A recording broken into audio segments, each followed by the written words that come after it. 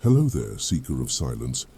Come closer to the edge of the firelight and rest your thoughts where the night may hold them without demand.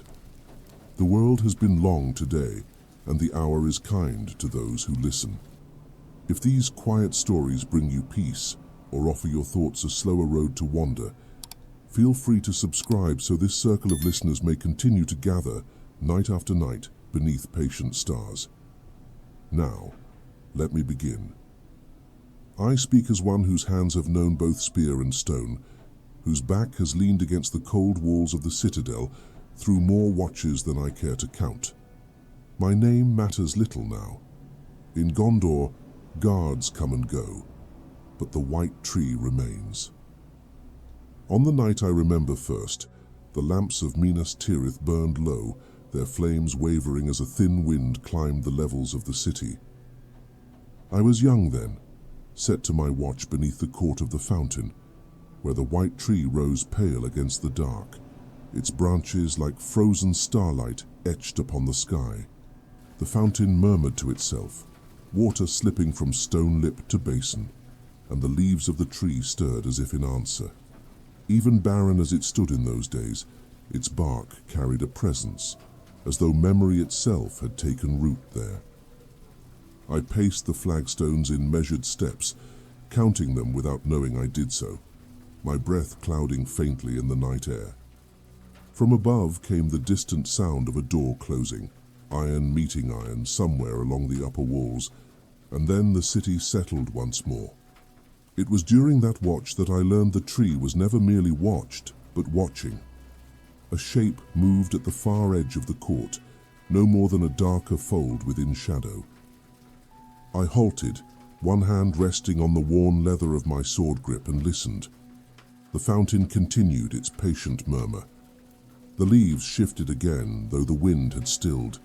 I called out, low and measured, the challenge taught to every guard of the citadel. No answer came, yet the sense of being observed deepened, as though the stones themselves had drawn closer. I advanced, step by careful step, my boots echoing softly against marble. The shadow resolved into two figures, cloaked and still, pressed close to the wall as if they hoped to become part of it. They were no soldiers of Gondor. Their garb was travel-worn, their hands empty but for the glint of short blades at their belts.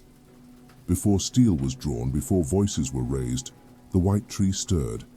A single leaf, pale as moonwash, broke free and fell between us, turning once in the lamplight before touching stone.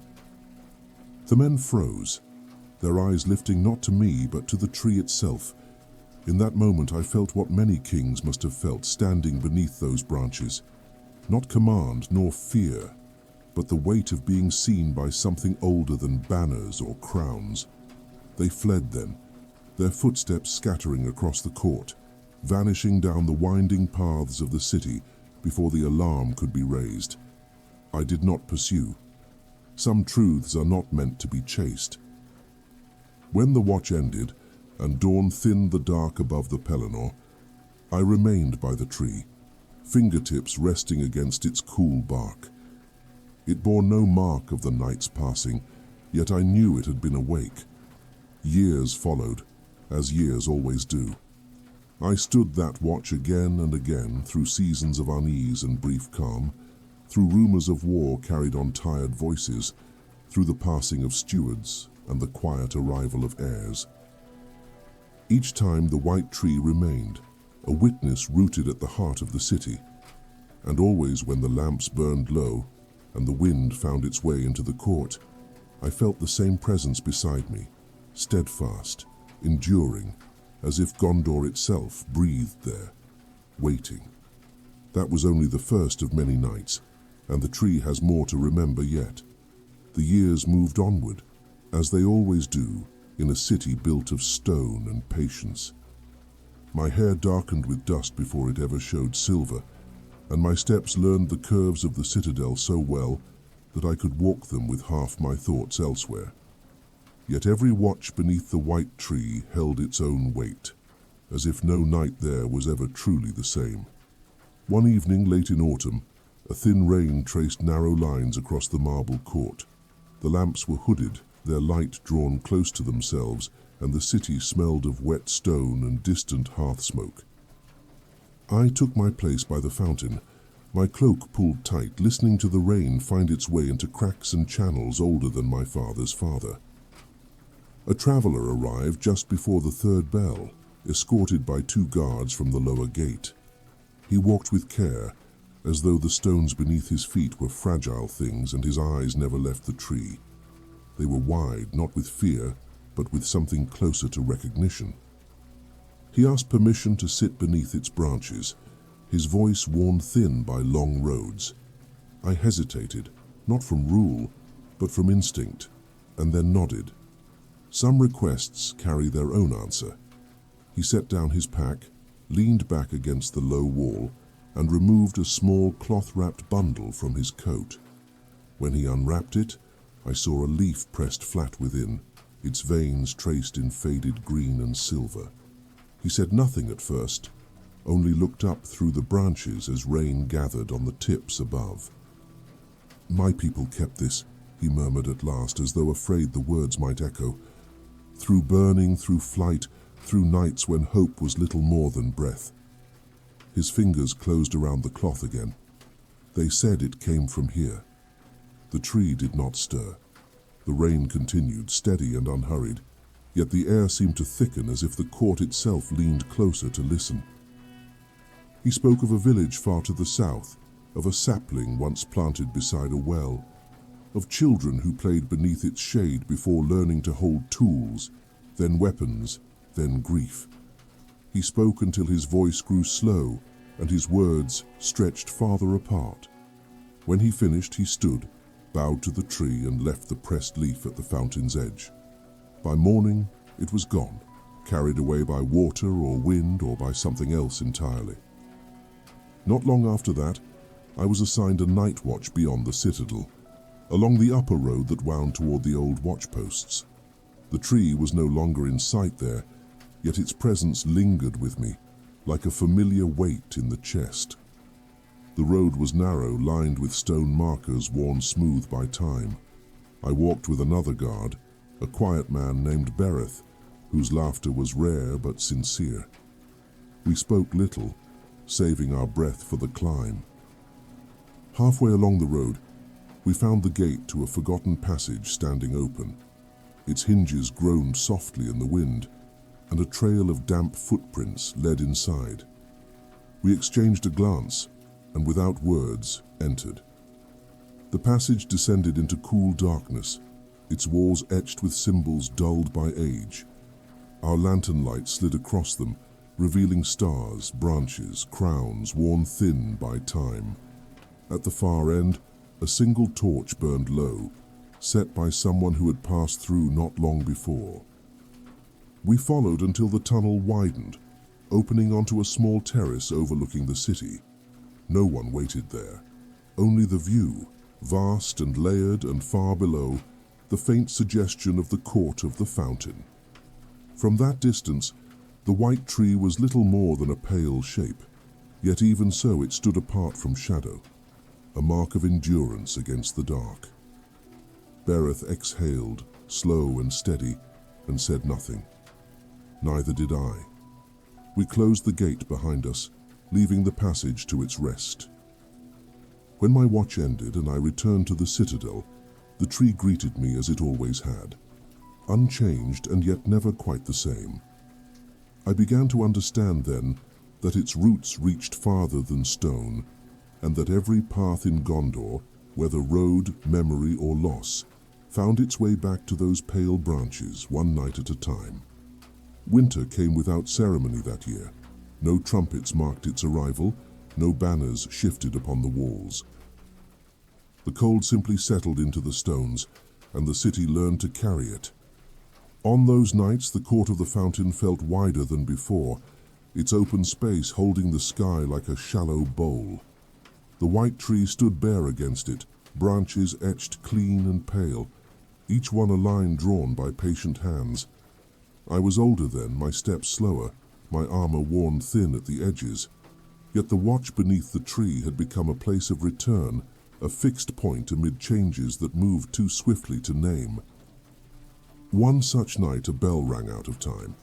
It came from the 5th level below, a single note held too long, then cut short. I halted mid-step, listening. No alarm followed, no answering call, only the fountain's steady flow and the distant wind pressing against the walls. Moments later, a boy emerged from the stairway, his cloak too large for his frame, his breath unsteady. He carried a bundle of parchments clutched tight to his chest, edges damp with melted frost. He froze when he saw me, eyes wide, as if he had not expected anyone to be awake. "I was told," he said, his voice catching, "that if I was lost, I should come here." I studied him a moment, then gestured toward the fountain's edge. He sat, resting the parchments beside him, hands pressed flat against the stone as though grounding himself.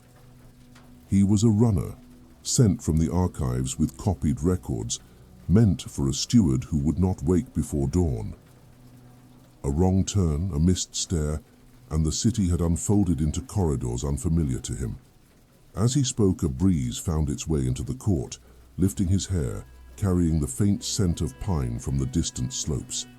The tree answered it with a slow rustle, branches shifting in measured response. The boy fell quiet, his gaze drawn upward. For a time, we both watched the branches trace their patterns against the sky. "My mother says," he said at last, "that the tree remembers everyone who stands beneath it." He hesitated, then added, "Is that true?" I did not answer at once. Some questions deserve the space they ask for. "I think," I said finally, "that it remembers what matters." He nodded as though that was enough. When he rose to leave, his steps were steadier, his path chosen with care. Not long after, the snow began. It fell lightly at first, each flake turning once before settling on stone, on branch, on the shoulders of the city itself. By the time my watch ended, the court lay marked with thin white lines, and the tree wore a crown of frost.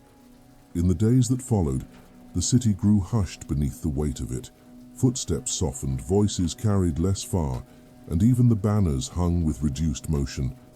Yet life continued, as it always does, finding its way through narrow spaces. A messenger arrived from the north, his horse lathered, his cloak torn at the hem. He bore news not of armies, but of roads lost beneath drifts, of villages cut off, of watchfires burning lower than planned. That night, the court saw more visitors than usual. Guards, messengers, even a steward's kin passed beneath the tree, each pausing a moment longer than required. No words were exchanged, no commands given. Still, something passed between them and those pale branches, unspoken, yet shared. As the snow deepened, a crack formed along the fountain's edge, thin at first, then widening. I reported it, and stoneworkers came at dawn to tend it. Before they began, one of them rested his hand against the tree's trunk, just for a breath. I noticed then how often that gesture repeated itself, across years and seasons. A touch, a pause, a glance upward. The tree stood through it all, unchanged by frost or footfall, holding its place as the city shifted around it. And I, standing my watch, began to sense that these nights were not merely passing time, but weaving something quieter, thread by careful thread, into the long memory of Gondor. Spring reached Minas Tirith, not with color at first, but with sound. The city awoke to it slowly, stone releasing its winter-held breath, water finding new paths along channels long sealed by frost. From my post beneath the white tree, I heard it before I saw it. The faint return of birds to the upper walls, their calls brief, exploratory, as if asking permission to remain. The tree stood much as it always had, branches bare, bark pale against the deepening blue of early evenings, yet there was a change there, subtle enough that many passed without noticing. A hint of green, no more than a promise pressed close against one high limb. I did not speak of it. Some things grow best without witness. That season brought travelers again, not messengers or soldiers, but craftsmen and keepers of old trades, drawn to the city by word of repair and renewal. One evening, as the lamps were being lit along the 6th level, a woman arrived bearing a crate bound with iron hoops. She walked alone, her steps deliberate, her gaze lifted toward the court, as though she already knew its shape. She asked to leave her burden beneath the tree for the night. When I questioned her purpose, she smiled not in dismissal, but with the patience of one long accustomed to questions. "It holds soil," she said, "from a garden that no longer stands." I allowed it. Rules, like roots, must bend if they are to endure. She knelt beside the crate, opened it with careful hands and revealed dark earth wrapped in cloth. From within, she drew a small cutting, its leaves thin but resolute, and set it upright against the crate's edge. The air shifted then, a brief current passing through the court, lifting her hair, stirring the fountain's surface. The tree did not move, yet the sense of attention returned, as it had so many times before. She remained there until moonrise, tending the cutting, murmuring words meant more for the soil than for any ear. When she departed, she bowed not to me, but to the tree, and left the crate behind. At dawn, the cutting was gone. The cloth lay folded beside the fountain, clean and dry. I never learned her name. Not all visitors came with offerings. Some arrived with questions that carried weight. Late one night, a young lord climbed the final stair to the court, his cloak fastened with silver, his steps marked by uncertainty. He dismissed his escort before reaching the fountain and stood alone beneath the branches, hands clasped behind his back. "I have been told," he said without turning, "that you have stood here longer than most." I inclined my head. He studied the tree, his gaze following the curve of trunk and limb. "My father stood here once," he continued, "before riding east. He did not return." The words settled between us, neither heavy nor light, simply present. He asked no guidance, sought no counsel. After a time, he placed a ring at the base of the tree, plain and unadorned, and left without another word. By morning, the ring was gone. I learned then that the tree did not merely receive memory, but transformed it, carrying loss and hope alike into something steadier, something that did not ask to be named. As spring deepened, the city grew restless. Scaffolds rose along damaged walls, voices called across courtyards, and the sound of hammer on stone echoed through the upper levels. Through it all, the court remained a place apart, its rhythm unchanged. One night, as clouds gathered low over the mountain, I took shelter beneath the tree during a passing rain. Drops traced slow paths along its bark, darkening it in narrow lines before falling to stone. I stood there, helmet set aside, and listened as water found its way back to the fountain. For the first time in many years, I felt not merely the duty of the watch, but its gift. To stand between what had been and what might yet grow, to witness without command, to remain. When the rain passed and the stars returned, a single bud had opened among the branches, small and pale, holding the promise of more. I said nothing. The tree, after all, had never required words. Summer followed spring with a steadier step, bringing longer evenings and a warmth that settled into the stone. The court of the fountain held the day's heat well past dusk, and the air there carried the faint trace of sun-warmed marble long after shadows stretched thin across the city. By then, the white tree had begun to change in ways even the most hurried passer could not ignore. Leaves had gathered along its branches, not many at first, but enough to catch the lamplight and return it in muted glimmers of green and silver. Those who crossed the court slowed their pace, often without knowing why. My watch grew busier, not with danger, but with movement. Pilgrims from the lower lands came to see the tree for themselves, their journeys guided more by rumor than decree. They brought little with them, only stories traded along roads and questions shaped by hope. One evening, a pair of brothers arrived near sunset. They wore the dust of long travel, their boots patched more than once, their cloaks stitched at the shoulders where old tears had been mended. They asked to remain in the court until nightfall, and I granted it, setting them near the fountain where they would not block the paths. They spoke in low tones between themselves, words shaped by a dialect I barely recognized. Now and again one would glance up at the tree, as though marking something unseen. When darkness gathered fully, they stood together beneath the branches. The elder brother placed his hand against the trunk, hesitated, then stepped back. The younger followed, but lingered longer, his palm resting flat, his head bowed. They left before the lamps were extinguished, their footprints fading into the worn stone of the city. In their place, a small bundle of twine lay coiled near the roots, its ends frayed from use. By morning, it too was gone. As weeks passed, the tree's leaves thickened, casting shifting patterns upon the ground when moonlight passed between them. Birds returned in greater number, nesting high where branches met, their movements quick and purposeful. The city adjusted around this quiet renewal, as it always had. Not all nights were easy. There came a watch when the sky pressed low and heavy, clouds gathering over the mountain like held breath. The air grew still, and even the fountain's voice seemed to falter.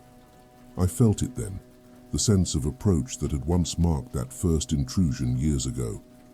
This time, it came not from shadow, but from above. A stone slipped loose along the upper wall, clattering softly as it fell.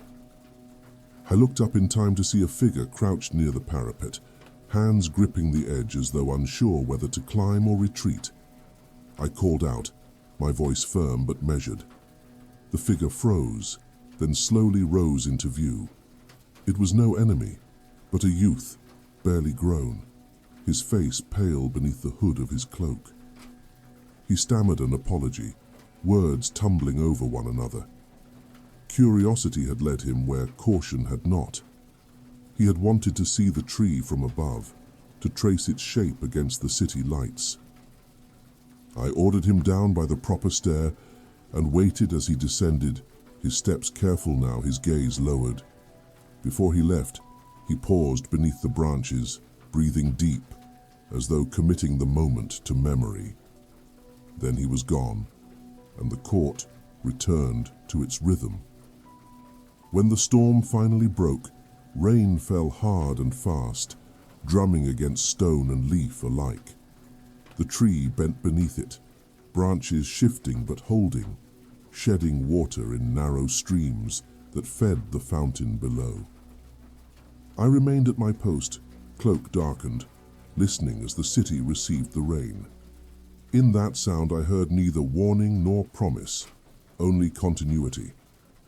By dawn the clouds had thinned, and the leaves gleamed clean in the early light.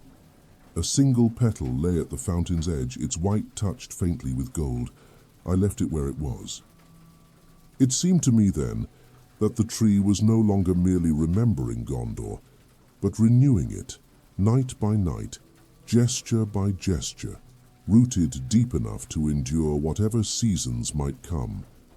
Autumn returned in a measured way, as if the year itself had learned restraint. The light shifted first, angling lower through the court, drawing longer shapes across the stone. The leaves of the white tree deepened in tone, their edges touched with pale gold, and when they fell, they did so one at a time. By then I had taken to arriving early for my watch, not from duty alone, but from habit shaped by years. There are places a man grows into, and the court of the fountain had become one of mine.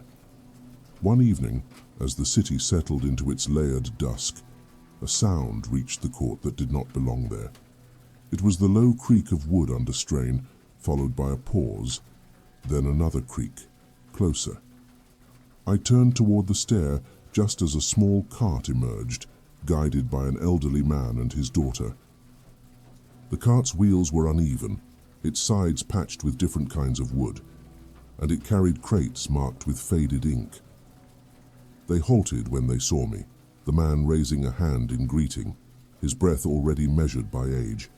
He explained that they were tasked with moving records from a lesser hall to the archives above, and that the cart had failed them at the final climb.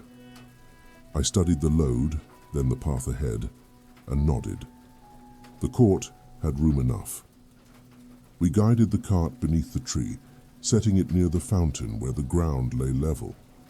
As they rested, the daughter brushed fallen leaves from the crates, her movements careful, almost reverent. "These are names," she said, as if sensing my curiosity. "From villages that no longer stand. My father says they should not be lost again." The man did not correct her. He only leaned against the cart, eyes lifted toward the branches above. For a time, none of us spoke. When the cart was mended, they continued on, leaving behind nothing but the faint impression of wheels on stone. Yet long after they had gone, the court seemed fuller for their passing. Another night, a sound reached me from the fountain itself. Not the usual fall of water, but a lighter touch, irregular. I approached to find a small bird perched at the basin's edge, its feathers dark, its wing held awkwardly close. It did not flee when I drew near. Instead, it tilted its head, watchful.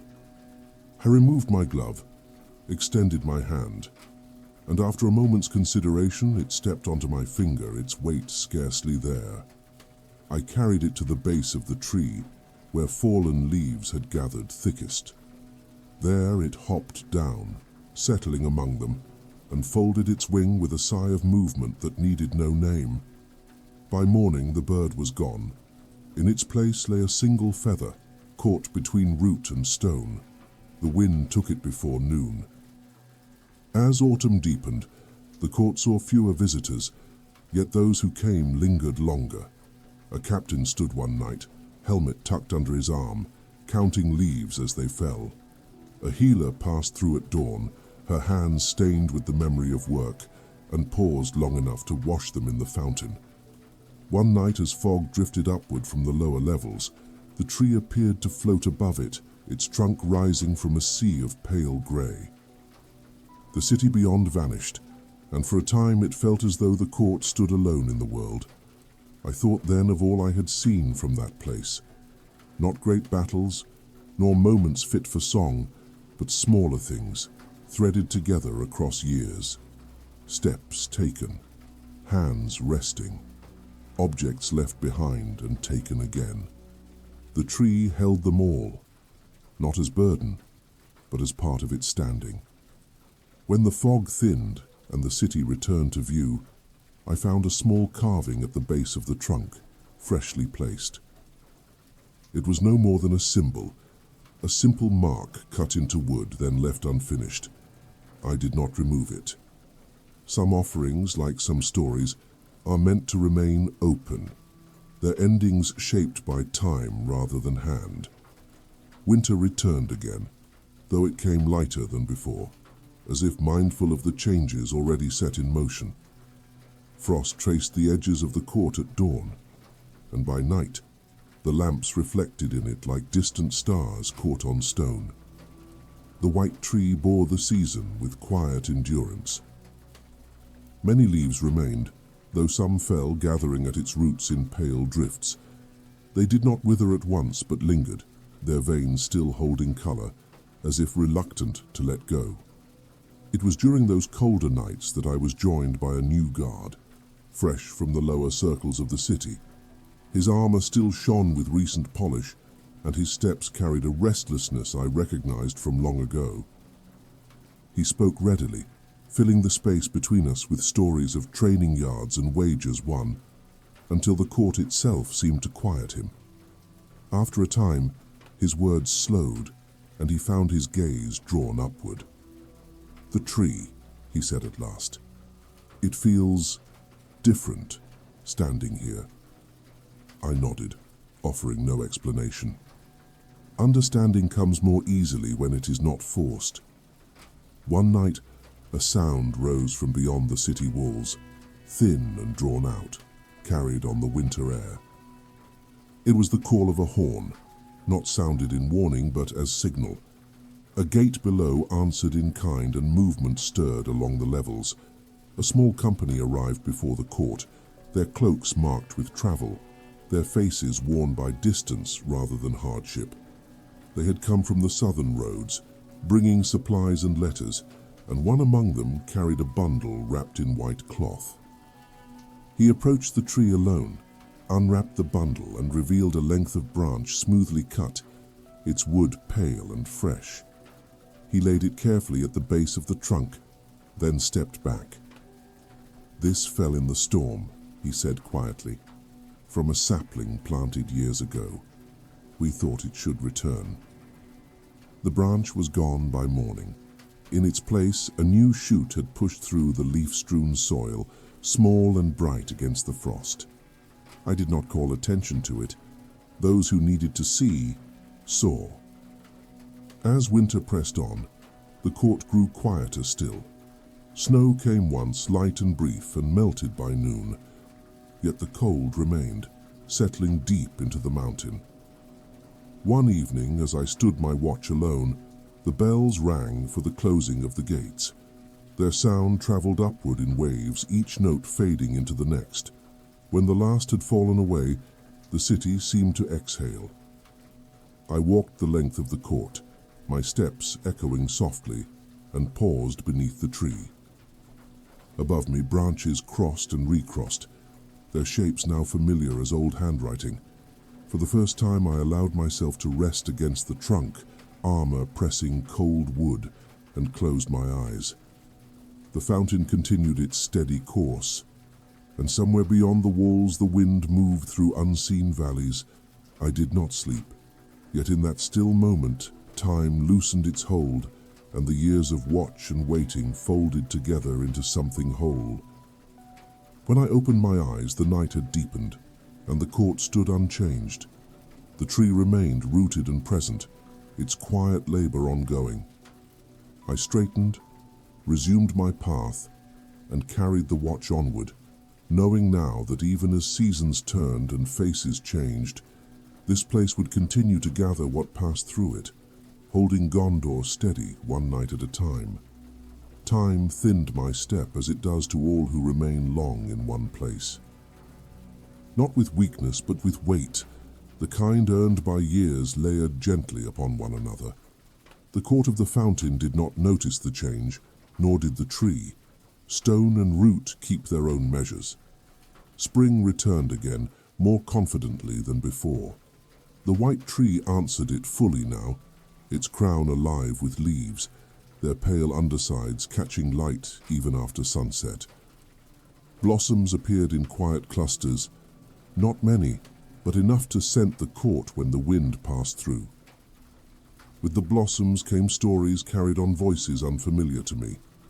Envoys passed through the city, their speech marked by accents shaped far beyond the mountain's reach. They moved with care beneath the tree, as though aware they walked through a living record rather than a garden. One evening, a woman of the healers lingered longer than most. She wore no sign of rank, only the marks of her work upon her hands. She washed them in the fountain, watching the water cloud and clear again, then sat on the low stone rim without hurry. "I used to come here as a child," she said. "Not to me in particular, but to the space itself. My mother said the tree could hear worries better than people." She smiled faintly at the memory, then rose and left, her steps lighter than when she arrived. Later that same night I heard movement where there should have been none. Not the scrape of boots nor the whisper of cloth, but something slower, measured. At the edge of the court an old man had seated himself on the steps, his staff resting across his knees. His beard reached his chest, and his eyes reflected the lamplight like still water. He did not look surprised to see me. "I walked from Losanak," he said, as if continuing a thought begun long ago. "I wished to see if it was still here." I told him it was. He nodded, content with the answer. He remained for some time watching the leaves shift overhead. At last he placed his staff against the trunk, resting it there as one might lean a tool between tasks. When he retrieved it again, he seemed steadier, his grip more certain.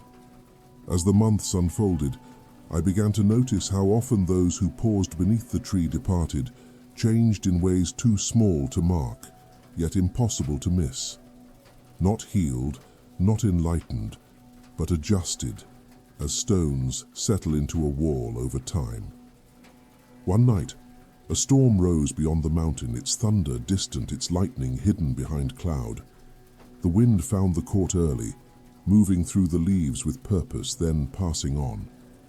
I watched the branches sway, not strained, but responsive, and thought of roots unseen holding fast beneath the city's weight. I thought of roads converging, of hands touching bark, of leaves falling and returning to soil. When the storm finally reached the city, it did so without fury. Rain fell, steady and deliberate, washing dust from stone and carrying the scent of green back into the air. At dawn, the court glistened, and among the fallen petals near the fountain, a single seed lay exposed, dark and promising. I nudged it gently toward the tree's roots with my boot, then resumed my watch. The years did not pause for this tending. They continued, as they always had. Yet I sensed then that the story of the tree was no longer bound only to memory, but to continuation, each season answering the last. And I remained there, keeper by presence if not by title, watching as Gondor breathed, grew, and prepared for whatever path the turning world would offer next. Age does not arrive all at once. It settles in layers, like dust on stone steps, noticed only when one pauses long enough to brush a hand across it. By the time I felt it clearly, the court of the fountain had already learned my pace and adjusted its rhythm to match. There came a season when my name was spoken less often, when new guards took the higher watches, and I was given the court more frequently than the walls. Some thought it a kindness. They were not wrong. The white tree stood in full leaf that year, its branches spreading wide, casting patterns that shifted with the passing of hours. Beneath it, the stone had grown smooth from countless footsteps, and the fountain's voice carried a steadiness that felt older than the city itself. One evening, as the lamps were being lit, a small procession entered the court. There were no banners, no raised voices, only a handful of figures walking with shared purpose. At their center walked a man I had not seen since my youth, his hair now silvered, his posture changed by years of command and loss. He paused when he recognized me, a brief smile passing between us, thin but sincere. "We are only passing through," he said, as though offering reassurance to the stones. I wanted them to see this place. They gathered beneath the tree, heads tilted upward, listening as he spoke in low tones of watches kept, of nights spent measuring distance by lamplight, of a city that endured because it remembered how. No one interrupted. Even the fountain seemed to listen. When they departed, one of the younger figures lingered behind. She placed a small pouch of seeds at the tree's base, then pressed her palm briefly to the bark, as though sealing a promise. She left, without looking back. As the year turned, my nights grew shorter. Not in hours, but in energy. I found myself standing still more often, letting the court move around me. The tree did not mind. It had always been skilled at waiting. On a clear night, when the moon rose full over the eastern walls, I took my seat on the fountain's edge, something I had not done since my early watches. The water traced its familiar path, and above, the leaves shifted in response to the cooling air. I thought then of all the hands I had seen rest against that trunk, of objects left and taken, of footsteps arriving uncertain and leaving steadied. None of it had been dramatic. None of it needed to be. A young guard approached, the same who once filled the court with restless words. He carried himself differently now, his movements measured. He stood beside me without speaking, and together we watched the night unfold. After a while, he asked a single question, spoken low. "Does it ever end?" I considered the tree, its roots deep beneath us, its branches touching air shaped by centuries. "No," I said, "but it does change." He nodded, as though that was answer enough. When my watch ended that night, I did not leave at once. I remained beneath the branches, looking up through the leaves, tracing their outlines against the stars. I knew then that my time here was thinning, not as loss, but as completion. The tree had carried more than memory. It had carried me through years that now rested easily behind my eyes, and as I turned at last toward the stair, I felt no need to look back. The last seasons of my watch did not announce themselves. They arrived as all true endings do, without sharp edges, without demand. Morning and night softened together, and the hours beneath the white tree felt less like duty and more like belonging. Others now walked the paths I had worn smooth, their boots finding familiar ground, their voices learning the measured tones of the court. I was still there, but no longer central, and the tree seemed to approve. One evening, as dusk lingered longer than expected, I found a bench set near the fountain where none had been before. Its wood was pale, its surface unmarked, as though placed quietly during a watch I had not stood. I sat there, hands folded, and listened as the city gathered itself for night. The tree's leaves stirred overhead, their movement unhurried. A few petals drifted down, turning once before resting near my feet. I did not brush them away. Footsteps approached, slow and careful. A child stood at the edge of the court, no more than 8 winters old, holding a small lantern with both hands. She hesitated, then crossed the stone toward me. "Are you the keeper?"